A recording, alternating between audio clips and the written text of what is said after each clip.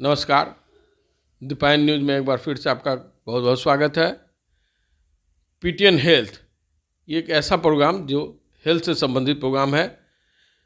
अभी जाड़े का मौसम है और कड़ाके की जाड़े अब आ गई है। जाड़ा में बड़े बुजुर्ग तो अपना ख्याल रख लेते हैं, लेकिन बच्चे अपना ख्याल कैसे रखें, इस पे ही आज हम बात करने जा रहे हैं डॉक्टर केशव कृष्ण से, जो कि चाइल्ड स्पेशलिस्ट हैं। वो एनएमसीएच में कार्यरत हैं। साथ ही साथ अपना क्लिनिक भी है इनका, मुकुट क्लिनिक, कंकड़बाग में जो है। सर, आपका बहुत बहुत स्वागत है हमारे चैनल में। बहुत बहुत धन्यवाद आपका।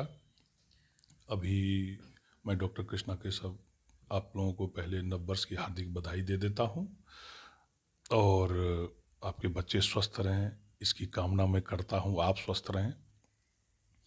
अभी जो ठंडा का समय चल रहा है, जिसके चलते अभी वर्तमान में ढेर सारे बच्चे जो आ रहे हैं हमारे पास सर्दी खांसी की समस्या को लेके, सांस में तकलीफ़ को लेके, जो कि आम जनों की भाषा में कॉमन कोल्ड बोलते हैं। तो इससे संबंधित जानकारी आज के इंटरव्यू में आप लोगों को दिया जाएगा। जी। जैसा कि कॉमन कोल्ड के बारे में जानते हैं कि सालाना ये करीब 6 से 8 बार नॉर्मली बच्चों में होता है। और एक बात इसमें ध्यान देने वाली बात है कि इसको ठंडे के मौसम से कोई लेना देना नहीं है या ठंडी हवा से लेना देना नहीं है। यूजुअली ये जो कॉमन कोल्ड है ये आपका फॉल ऑफ विंटर्स या कोई सीजनल चेंज होता है, तब ये एक शारीरिक प्रक्रिया है जिसमें ये सारे कोल्ड के सिम्टम आते हैं।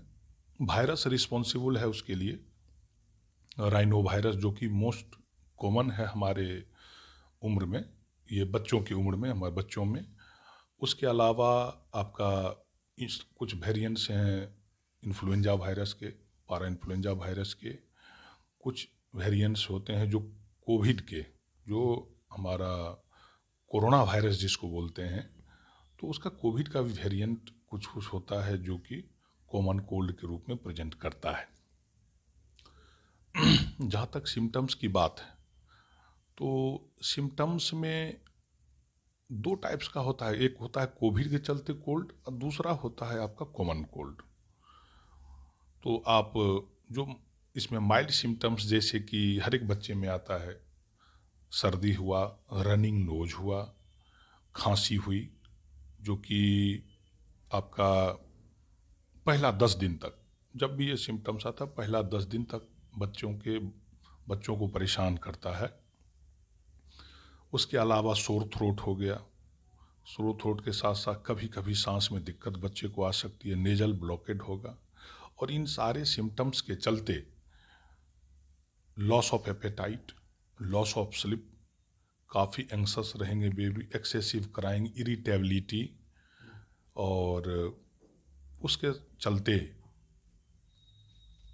Oral mucosa dry, nasal mucosa dry, urine output poor. तो ये सारे सिम्टम्स कॉमन कोल्ड में आ सकते हैं, जो कि एक पेरेंट्स को परेशान करने के लिए काफ़ी है। और ख़ास करके जब बच्चे खाएंगे नहीं, रात में सोएंगे नहीं, तो ऑब्वियस है कि पेरेंट काफ़ी परेशान होंगे। तो इसकी जागरूकता कैसे होनी चाहिए, इसमें हम आगे और भी डिस्कस करेंगे आपसे। अब जैसे इसका फैलने का तरीका, जो मोड ऑफ ट्रांसमिशन इसका है, मोड ऑफ ट्रांसमिशन जो वायरस का ड्रॉपलेट होता है, कोई आदमी इन्फेक्टेड जिसको कॉमन कोल्ड है, तो उसके जो वायरस के ड्रॉपलेट्स जो उसके स्नीजिंग करने से, उसके खांसने से, नेजल सेक्रीशन से। एक बात याद रखना कि सलाइवा से नहीं फैलता है, जो मुंह में जो लार बनता है उससे नहीं, उसके लिए ड्रॉपलेट्स का आना जरूरी है।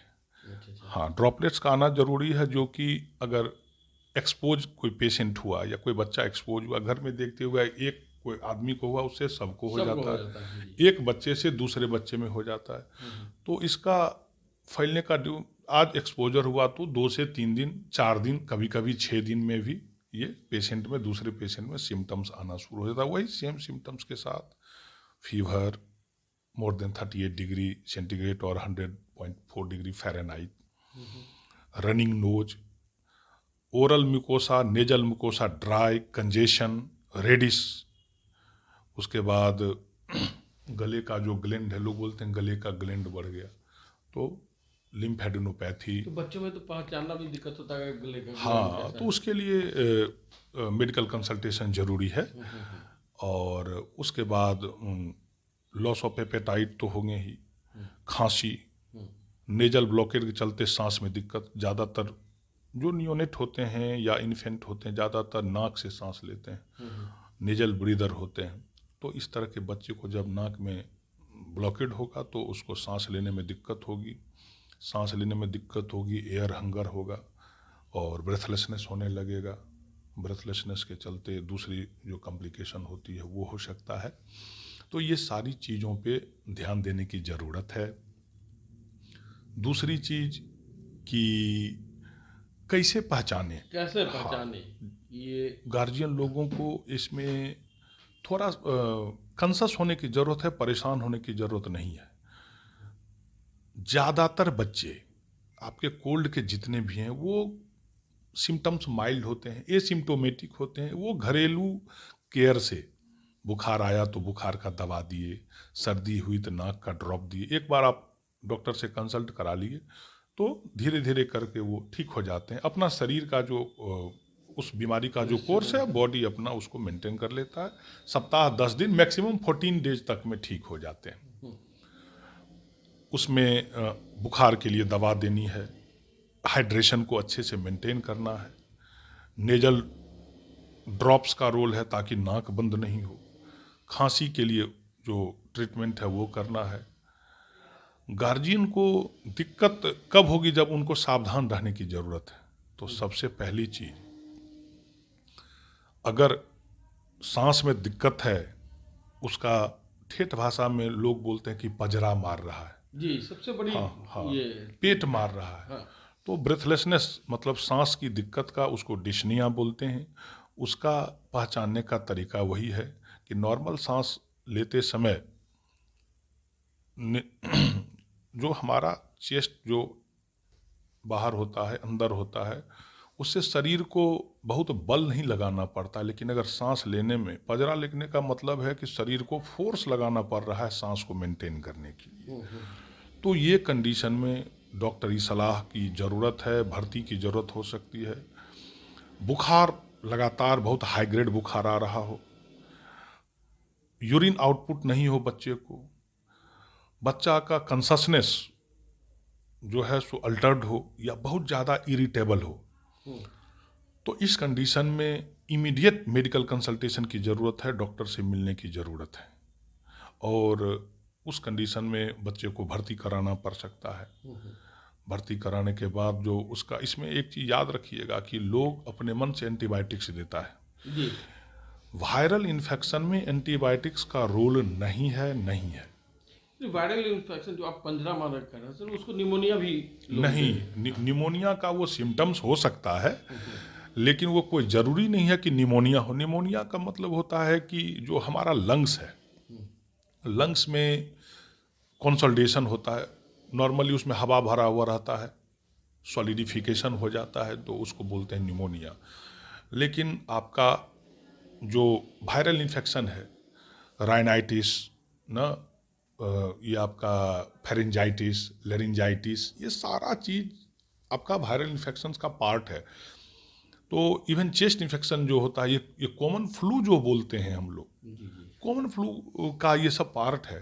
ये कोई ज़रूरी नहीं है कि निमोनिया हो। इवन निमोनिया में भी अगर लोअर रिस्पिरेटरी ट्रैक्ट इन्फेक्शन जिसमें निमोनिया आता है, उससे मिलता जुलता एक ब्रोंकियोलाइटिस भी होता है, जो कि सिम्टम्स बहुत ज़्यादा होता है, लेकिन बच्चा जल्दी उसमें डिटोरिएट नहीं करता है। उस कंडीशन में जो नॉर्मल सपोर्ट है, अगर होम बेस्ड ट्रीटमेंट से ओपीडी बेसिस पे ठीक हो जाता है तो बहुत अच्छी बात है। अदरवाइज उसको आप एडमिट करके उसमें हाइड्रेशन को मेंटेन करना है। अगर ऑक्सीजन की ज़रूरत हो तो ऑक्सीजन देना है, सांस में तकलीफ होगी तो ऑक्सीजन देने की ज़रूरत हो सकती है। आईवी फ्लूइड्स दिया जा सकता है। नेबुलाइजेशन का रोल है, एड्रेनलिन अगर रेसमिक इपिनेफ्रिन बोलते हैं उससे नेबुलाइजेशन का रोल है, सेलाइन से नेबुलाइजेशन का रोल है, कभी कभी साल्ब्यूटामॉल से नेबुलाइजेशन का रोल देखा गया जिससे बच्चा इम्प्रूव करता है। लेकिन ये कुछ ही बच्चों में ज़रूरत होती है। और कब ये जरूरत पड़ता है? ये ज़रूरत तब पड़ती है जब चेस्ट में काफ़ी कंजेशन हो, सांस में काफ़ी दिक्कत हो, तो उस कंडीशन में ज़रूरत पड़ती है। ये तो डॉक्टरी सलाह से ही देना पड़ता है या खुद से भी नहीं, दिला कभी सकते हैं? नहीं। ये जब भी हो तो डॉक्टर से एग्जामिन करवा लें। चेस्ट एग्जामिनेशन बहुत इंपॉर्टेंट है। इसमें हर एक खांसी के लिए अलग अलग सिरप होता है। कभी भी मेडिकल की दुकान से खुद जाके दवा नहीं लेना चाहिए। जब तक बच्चे को एग्जामिन नहीं किया चल जाता है कि खांसी किस कारण से है, उसके अकॉर्डिंग, अब एलर्जिक कफ है उसमें आपको नेबुलाइजेशन का रोल नहीं, उसमें अलग दवा का रोल है ना। तो इस कंडीशन में डॉक्टरी सलाह जरूरी है। अब इसके बाद एक कॉम्प्लिकेशन, जैसे मान लीजिए कि कोई बच्चा को इस तरह का चीज़ हुआ तो कॉम्प्लिकेशन की जहाँ तक बात है तो जैसे ओटाइटिस मीडिया, कान का इन्फेक्शन हो गया, ओटाइटिस मीडिया, और उसके बाद वायरल निमोनिया हो गया, ये सारा चीज़ इसमें ज़रूर देखा जाना चाहिए। और बचने का सिर्फ वही उपाय है कि प्रिवेंशन उसको किस तरह से किया जाए, हैंड सैनिटाइजेशन किया जाए, दवा समय पर लिया जाए, और वैक्सीनेशन, फ्लू का वैक्सीनेशन और निमोनिया का वैक्सीनेशन लिया जाए। और मुझे विश्वास है कि आप जो भी देख रहे होंगे उनको इतना करने से फ़ायदा ज़रूर होगा। बहुत बहुत धन्यवाद आपका। अभी हम चर्चा कर रहे हैं, बात कर रहे हैं बच्चों के ठंड में कैसे बच्चों को आप देखभाल कर सकते हैं, बच्चों की देखभाल कैसे करेंगे। इसके लिए हमारे साथ मौजूद हैं डॉक्टर केशव कृष्ण जी, जो चाइल्ड स्पेशलिस्ट है। और डॉक्टर साहब, ठंड में ये तो हो गया कि कैसे अपने सीने का बचाव कर सकते हैं ये, लेकिन बहुत से बच्चों को दस्त भी होने लगता है, तो उसके लिए क्या करें? जब भी फ्लू के साथ अगर दस्त हो तो उसको स्टोमक फ्लू बोलते हैं, जिसमें फ्लू का सारा सिम्टम्स रहेगा, कफ, कोल्ड, फीवर, ब्रेथलेसनेस। इसके अलावा लूज स्टूल्स, डिहाइड्रेशन का सिम्टम, लॉस ऑफ एपेटाइट, तो इसको कोल्ड डायरिया या स्टोमक फ्लू बोलते हैं। डायरिया का एज यूजुअल मैनेजमेंट है कि होम बेस्ड ट्रीटमेंट, अगर लूज स्टूल्स हो रहा है तो वायरल कारण से उसमें अगेन एंटीबायोटिक्स का कोई रोल नहीं है, उसमें ORS का रोल है, ORS देना है रेगुलर इंटरवल पे। जब स्टूल किया उसके बाद ORS का घोल देना है, जिंक सप्लीमेंटेशन देना है, कुछ प्रोबायोटिक्स का रोल है, इसमें एंटीबायोटिक्स का रोल नहीं है। हाँ, मेडिकल कंसल्टेशन कब करना, इवन ORS के बारे में तो पूरी दुनिया जानती है कि ORS से एक इस सदी का सबसे बड़ा इन्वेंशन है जो कि हॉस्पिटलाइजेशन को रोकता है, डिहाइड्रेशन को प्रिवेंट करता है। लाइक अदर डिहाइड्रेशन, इसमें भी ORS का बहुत अच्छा रोल है, जिंक सप्लीमेंटेशन का रोल है। और कब आपको चिंता करने की ज़रूरत है, जब बच्चा को बहुत ज़्यादा उल्टी हो, लगातार लूज स्टूल्स हो रहा हो जिसके चलते यूरिन आउटपुट यानी कि पेशाब नहीं हो रहा, 4 से 6 घंटे तक अगर बच्चा पेशाब नहीं करता है तो हो सकता है बच्चा डिहाइड्रेटेड हो। तो उस कंडीशन में बच्चे को तुरंत डॉक्टर के पास लेना चाहिए। इसमें भी माइल्ड, मॉडरेट, सीवियर डिहाइड्रेशन जो कि पुराना था, अब नया क्लासिफिकेशन है कि no dehydration, some dehydration and severe dehydration. No dehydration and some dehydration जो कि घर पर मैनेज हो सकता है, उसको बताए गए चिकित्सीय सलाह के अनुसार मैनेज कर सकते हैं। लेकिन सीवियर डिहाइड्रेशन में जिसमें बच्चा का आई श्रंकन हो गया हो, उसका कंसनेस अल्टर्ड हो गया हो, अनेबल टू ड्रिंक हो, और स्किन पिंच, चमड़े पर स्किन पिंच जो होता है उसको हम लोग खींच के देखते हैं, अगर स्किन पिंच स्लो है तो इमीडिएटली उसको एडमिट करना है और सीवियर डिहाइड्रेशन का मैनेजमेंट करना है। फिर on due course of time patient improve कर जाता है। और इस बीच में आपको अगेन जिस तरह के फ्लू में मैनेजमेंट की ज़रूरत पड़ती है, हैंड सैनिटाइजेशन की, हाइड्रेशन मेंटेनेंस की, बुखार के लिए सिम्टोमेटिक ट्रीटमेंट जो डिजीज है उसके अकॉर्डिंग देने की ज़रूरत है, तो इसमें बच्चे सुधर जाते हैं और इसमें जल्दी कोई डेंजर साइन अपीयर नहीं होता है। रोटा वायरस का जो वैक्सीनेशन है इसमें इसका बहुत अच्छा रोल है, जो कि वायरल डायरिया होता है, वायरल डायरिया का रोल है। ये बात ज़रूर है कि ये कोल्ड डायरिया से अलग है, लेकिन वायरल डायरिया में जब भी होता है bulk of stool, watery stool से ढेर सारे होते हैं, तो सेम मैनेजमेंट जो होता है वही इसमें होता है।